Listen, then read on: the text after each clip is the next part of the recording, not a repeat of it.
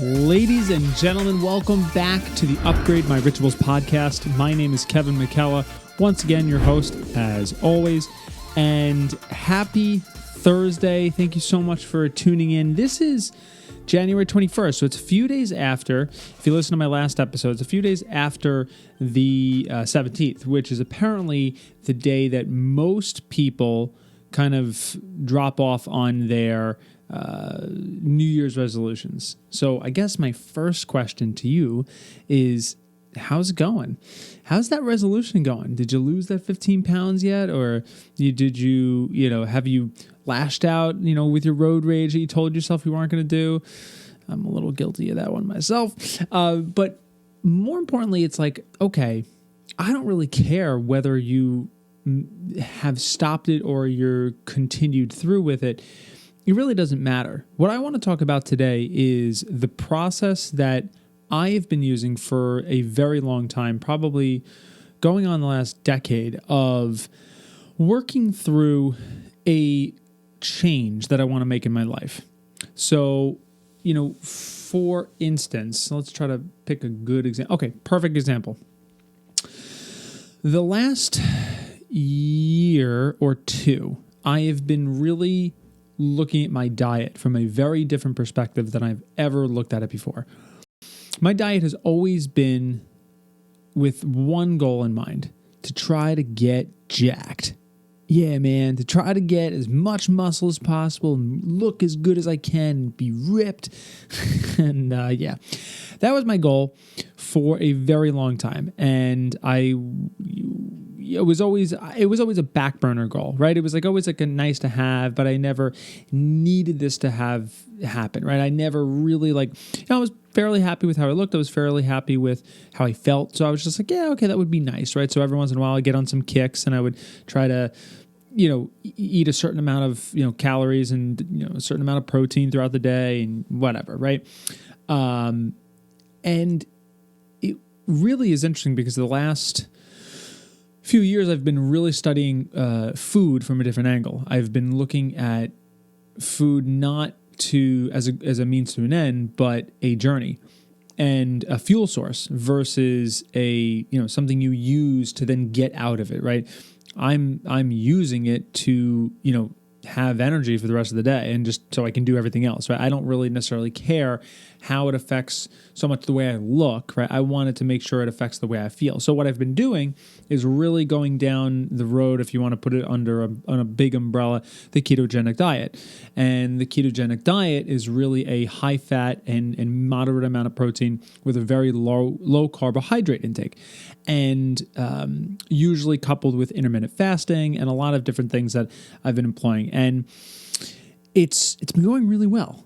It's really been going, and I've got many of those parts of the diet really dialed in to a point where it's so far beyond a habit, it just is, right? I don't have to think about it. Every single morning, I have my coffee, and it's called Bulletproof Coffee, right? And I'm sure some of you probably out there drink Bulletproof Coffee as well. And for those of you who don't, I will explain very quickly. It's some crazy coffee with some crazy coconut oil extract and butter. Now, I'm going to leave that for another day. You can look it up and check out what it is. But basically what this does is curbs your appetite until you really are actually going to have your first meal, which is maybe a late lunch, right? And then what that does is that gives me really a small window of eating, right? Maybe 9 or 10 hours. So I'm really practicing intermittent fasting. But this is the reason why I'm going down this tangent. I promise I'll bring it back to this whole topic today of goal setting, right? And not necessarily goal setting, but what I'll get to in a second. So the biggest thing for me is not necessarily adding on things to my diet. It was taking away things. And the biggest thing I had to take away was bread, right? A second to that was ice cream. Love bread. You can even hear it in my voice. I just got really low and breathy. I love bread, and I'm sure some of you out there love it too. There's a reason. The way the bread is, I'm just kind of headline reading, but the way bread is digested, it really is, it's digested and then turned into a lot of natural sugars, and really sugars, whether they're refined or natural, the way that affects your brain chemistry is really interesting. So the reason why you're so addicted to bread is not necessarily just because you have no self-control. It's because it has an addicting effect on your body, which is really unbelievably fascinating to me.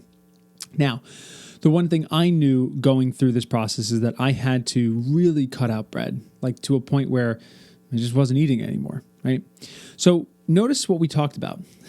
We talked about the things I added on, right, in that bulletproof coffee that I drink. And that's just a thing I do now. It just is. I don't ever think about it. I actually make my wife one in the morning. She's been drinking for the last few months.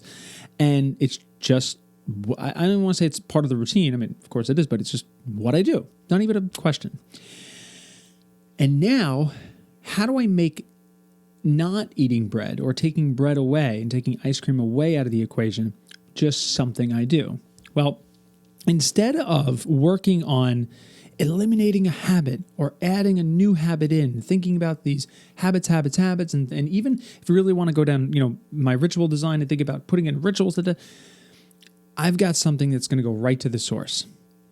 And this is what I'm trying to get to today. Finally, this 7 minutes in. You need to change your identity. You need to have an identity shift, not an identity crisis, an identity shift.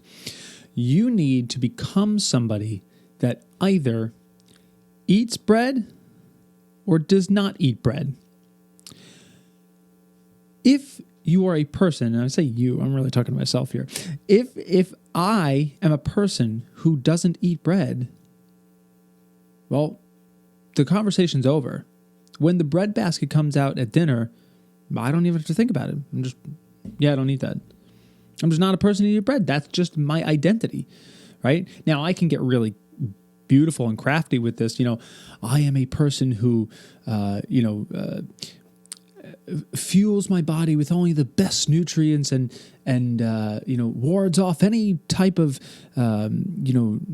devils in the food, whatever, right? Like you can get crazy with the top line identity of what you see for your life, right? In all different aspects of your life, your physical body, your relationships, your professional life.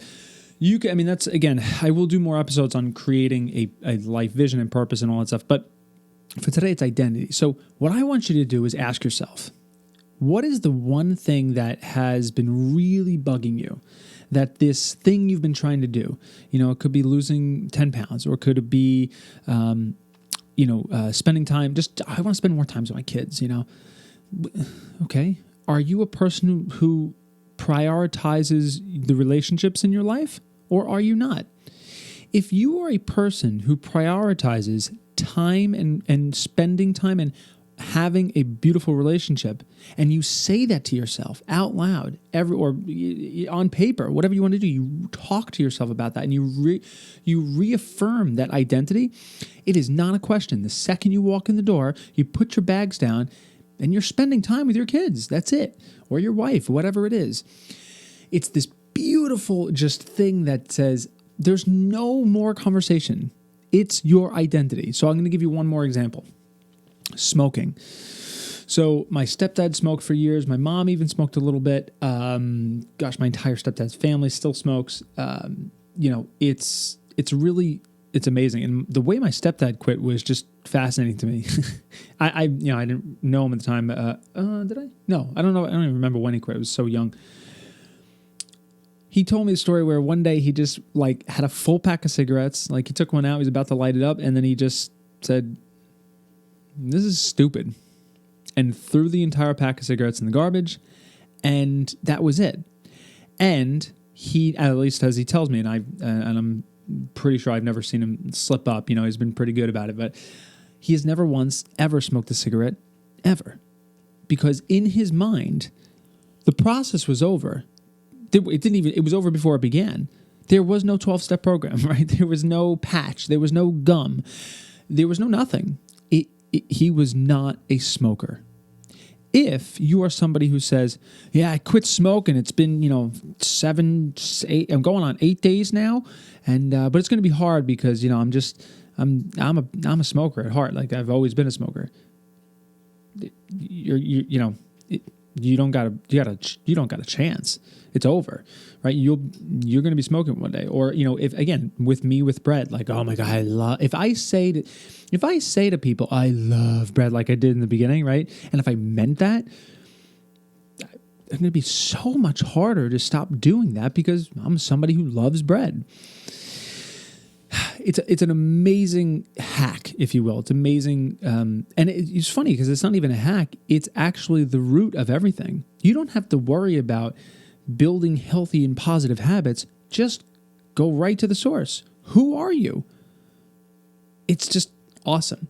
And this kind of reminds me of, I'll give you one more little, it's a very far-fetched concept, but it's something that I think is important to kind of use this concept of going right to the source, right?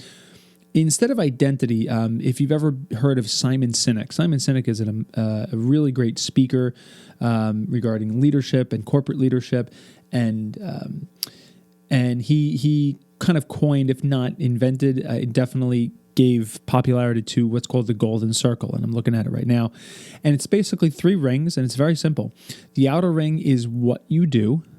Right, and he uses the example of Steve Jobs and the iPhone. Right, so we make computers. How you do it?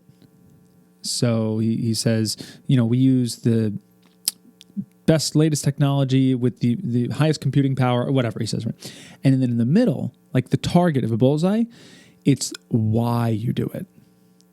His theory is everybody knows what they do. A lot of people know kind of how they do it, but very, very few people know why they do it. So the same thing with you, like, what you do every day. You either eat like garbage or you eat healthy. You know what you're doing. You even know how to make the change. You know how you need to do things. If you need to eat healthy, you need to meal prep on Sunday. You know that you have to drive the other way to avoid Dunkin' Donuts. You know that you have to have your Sunday.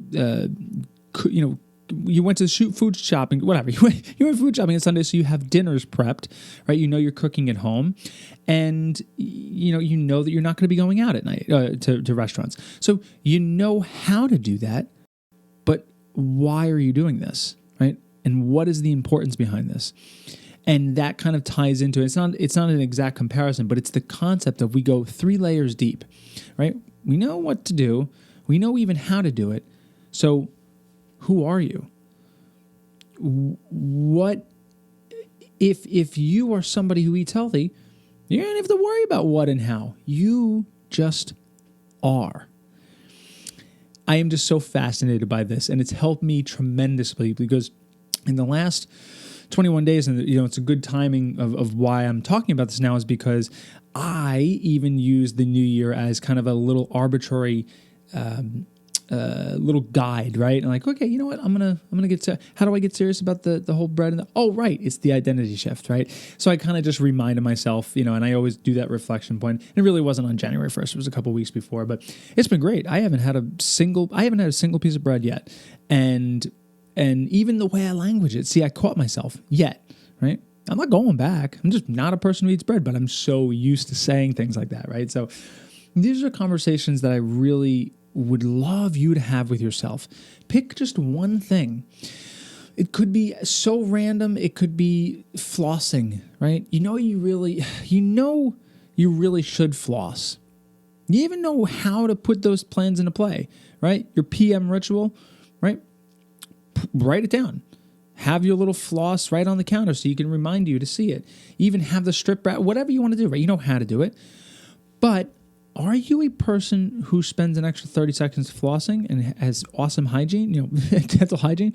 Or are you a lazy person? Or are you whatever, right? However you want to classify that.